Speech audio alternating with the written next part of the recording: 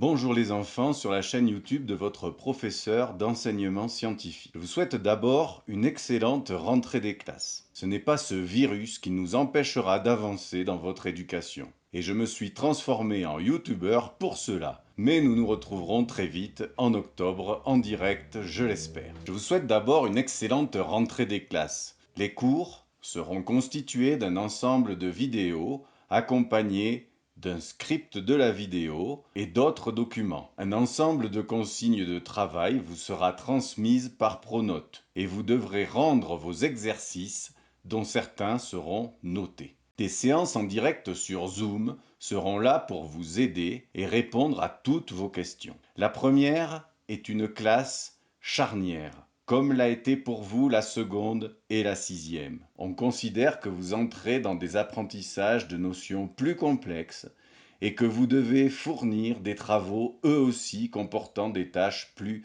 complexes. Vous allez devoir, par exemple, apprendre à passer d'une réponse comportant une justification montrant ce que vous avez appris à de véritables réponses argumentées montrant votre intelligence et votre compréhension. En gros, on vous demandera maintenant de développer vos réponses et de prouver par vous-même ce que vous affirmez. Maintenant, je dois vous présenter le programme. La crise du coronavirus donne au programme d'enseignement scientifique de première un éclairage particulier. Nous avons assisté durant cette crise inédite par sa nature et son ampleur dans nos sociétés modernes, à une position et un rôle central de la science. Nous avons pu nous rendre compte à quel point la science était cruciale pour notre survie et notre santé, ce que nous savions déjà, mais aussi que toutes nos activités économiques et nos modes de vie pouvaient être bouleversés lorsque les connaissances scientifiques n'étaient pas assez efficaces pour nous protéger.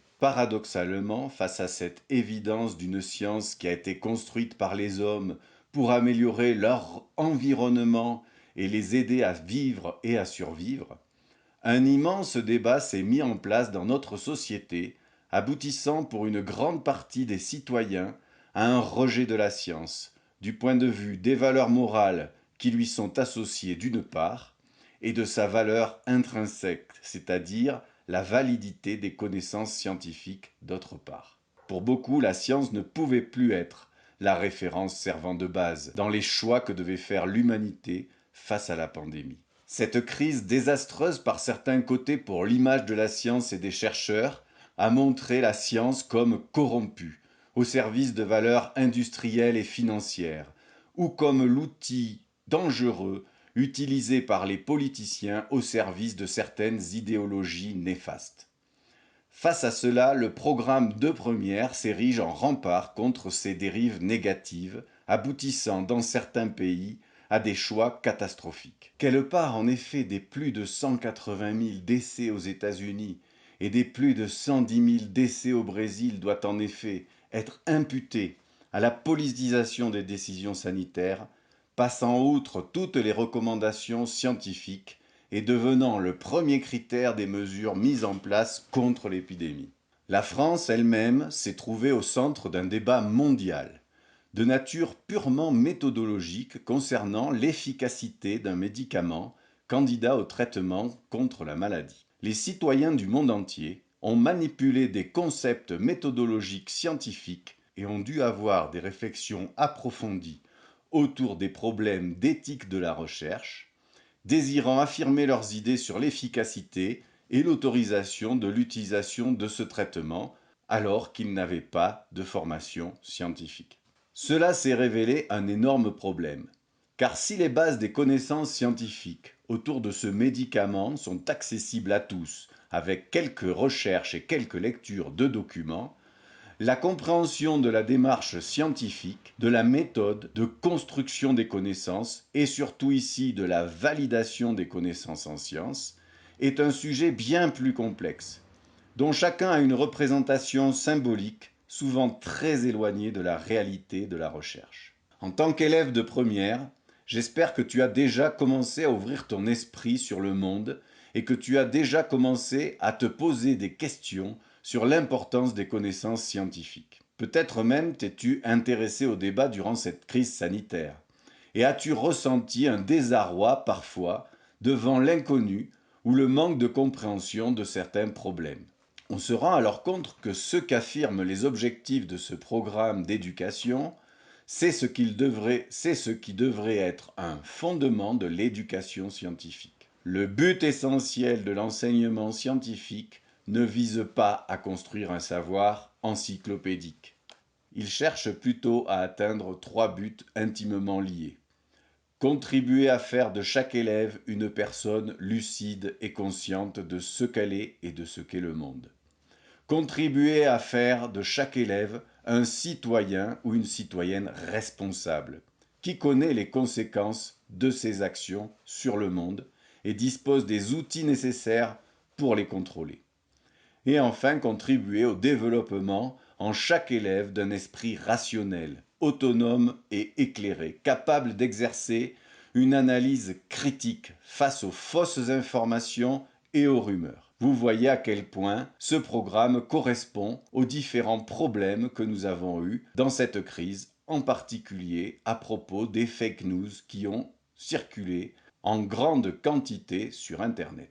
On remarque donc que ces objectifs correspondent à la formation d'un citoyen qui fait des choix personnels, éclairés, et ne se laisse pas séduire par des mensonges ou des théories dangereuses. Il sait distinguer le vrai du faux au niveau scientifique, et le bien et le mauvais au niveau de son comportement. Pour arriver à ces objectifs, le programme propose les axes suivants. Tout d'abord, il se propose de comprendre comment se construit la science. Il nous dit principalement qu'il s'agit d'une construction progressive et méthodologique en lien avec le réel. Il nous dit aussi qu'il s'agit d'une construction collective et sociale. C'est l'association d'un groupe d'humains, de chercheurs, de scientifiques, de savants, selon le moment de l'histoire, on les a appelés différemment, qui a construit ensemble les connaissances scientifiques. Un autre axe du programme est une pratique méthodologique de la part des élèves. Donc vous serez confronté à un certain nombre d'exercices pratiques sur des documents et à travers le projet de fin d'année. Ainsi, ce programme de première s'adresse clairement à des élèves futurs adultes et va demander une grande maturité de votre part si vous voulez aller jusqu'au bout de ce qui vous est proposé. Le premier chapitre sera une illustration historique de la construction des connaissances scientifiques. Il devra répondre à la question « Comment s'est construite la théorie cellulaire en biologie ?» Alors, quelle est l'importance de cette théorie?